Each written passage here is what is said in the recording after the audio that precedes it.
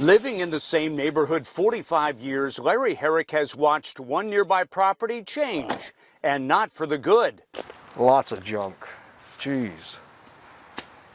Looks like something that belongs in a dump.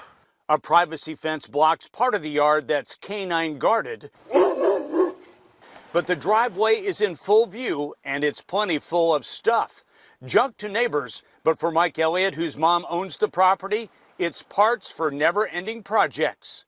I guess I don't really notice it half the time when I'm doing it. You know, and I'm just in such a hurry, and so I just kind of throw this to the side and it gets left there. I never get back to it.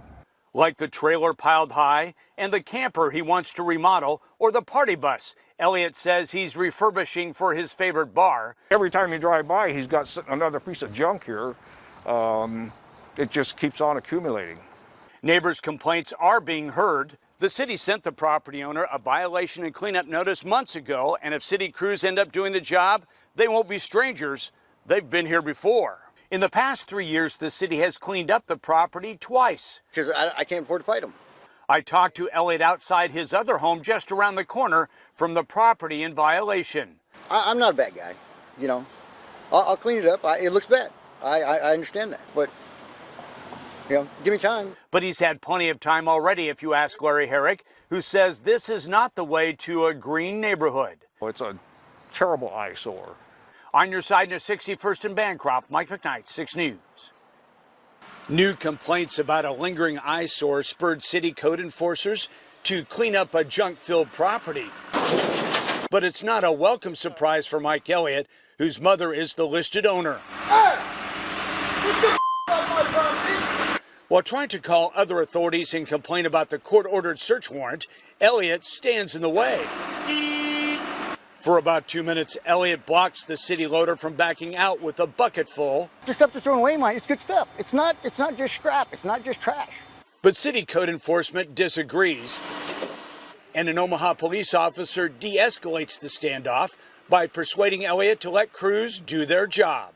Though highly agitated at first, Elliott seemed to calm down some. This is not the first time the city crews have cleaned up his property. It's the third time in at least 3 years. A neighbor up the street sees both sides. I guess it's his property. It was a little messy at times. I guess it is not good for the neighborhood.